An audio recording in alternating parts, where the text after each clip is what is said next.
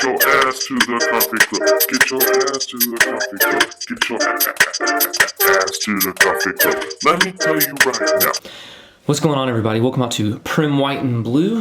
This is the coffee club. My name is Zack, and Luke's a little sick today, so he's at home social distancing, and we're going to, the show must go on, so I'm flying solo for the moment. I know the setting's a little different. We usually shoot in Luke's kitchen. That's the studio, and right now I'm in my bedroom, so, we're making it work.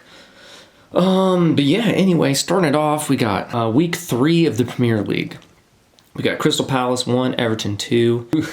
with his trash talk about Calvert-Lewin, he's looking good. He's scoring every game. He's in the Golden Boot race. He's probably gonna be in the Golden Boot race. He's a big English striker.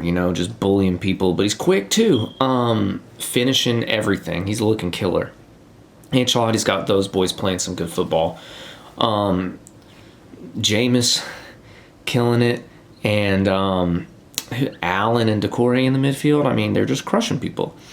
We got West Brom, Chelsea, tied 3-3. I thought West Brom was going to pull this out. I was hoping West Brom was going to pull this out. Frank Lampard's on fraud watch, y'all, and he's surviving. He's not on fraud watch yet, but he is, there. Robinson scoring 2 goals, scored that goal in the 4th minute. It was just madness. Thiago Silva looked rocky at best. Didn't look like he was ready for the speed of the Premier League. But Mason Mount, Hudson-Odoi, and Taney, pulled it out. Got the point for them, so that's good. Southampton 1, Burnley 0, with Danny Ings with a goal. Who would have guessed Danny Ings scoring a goal? Leeds 1, Sheffield United 0. Talking earlier in videos about Leeds throwing up some big numbers of goals in their games, but also conceding lots of goals. And they held Sheffield United for a clean sheet. So, that's good. It's an improvement. Sheffield United, bottom of the table. So they haven't been looking too hot. Everybody's ready for them this year. They're going to have a tough year, but Leeds is looking good.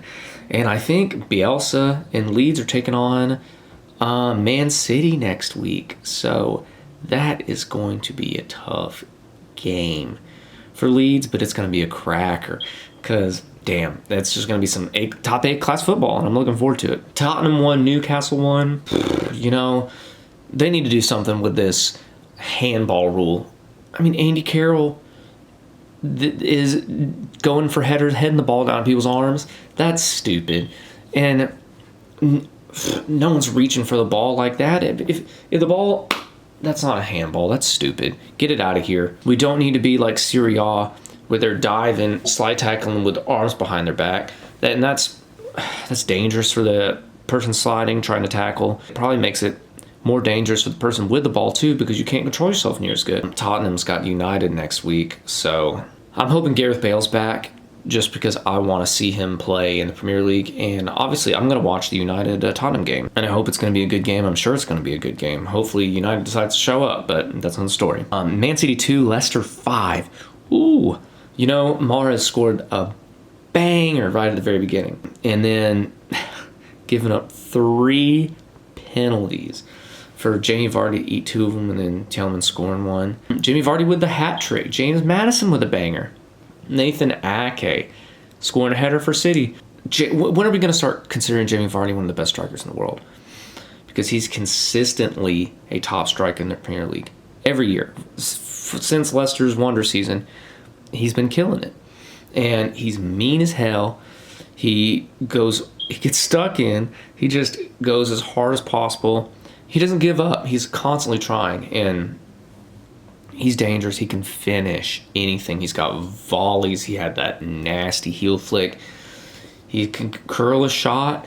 He's just a complete striker, and he's rapid. People sleeping on Jamie Vardy. I don't think anybody's really sleeping on Jamie Vardy, but he just doesn't get the hype that he deserves because he's really good. If he would have went to Arsenal the year after Leicester won the title, that would have been scary. He would have been great for Arsenal. Or if he went to Atletico when they were trying to pick him up. West Ham 4, Wolves 0. They put the beat down on him that game. I thought Wolves were looking good before this game. I didn't see the game, but I mean, they had a lot of shots. They only had 2 shots on target. Wolves had the most of the possession. I guess they just didn't show up. Didn't look that good. What you're gonna do? Sometimes you don't play good, and can't blame anybody for that. Fulham 0, Aston Villa 3. Jack Grealish is a baller. He is a baller. Would have loved to see him in United this year. What you gonna do? Maybe he'll be able to keep Villa up this year again.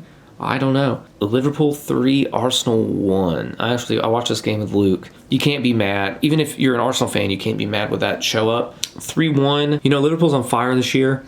Gosh, they had 21 shots, 8 on target. Arsenal had 4 shots, 3 on target. Arsenal was really just holding on, trying to counterattack them, which is pretty much what anybody's going to do against Liverpool. Sadio Mane, I don't know. I don't think it was a red card for the elbow, because I don't think he went directly for Tierney's face, but it was a very orange yellow. I wouldn't have been surprised if they threw him off, but they didn't. They're not going to throw someone off 4 minutes in the game anyway. And Klopp's got him playing good with the addition of Thiago and Jota.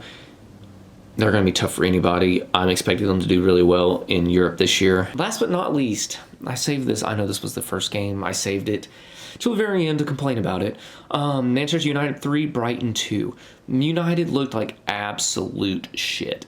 It was terrible. Brighton had more possession, had 18 shots to United's 7 shots. Brighton had 5 shots on target. It was not good. If Trossard could score, we would have lost by... He at least had 4 goals in him. Just Tariq Lamptey is sick. Neil Maupay, whatever his name, with the crying celebration. Celebrating a little too early, bro. If Trossard could score, and if Solling March could score, he had 2 or 3 times where he was wide open. Off a cross or off a corner, it was just terrible. Our defense looked terrible. Brighton just looked like a way more well-coached team than United did. Every time Brighton got the ball, they would stop, look around, hit the open man. It looked like they had a game plan. They went with a game plan. United...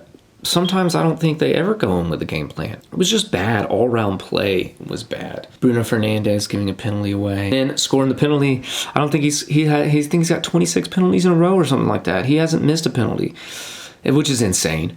But, we got the 3 points, even if it was after the ref blew the final whistle.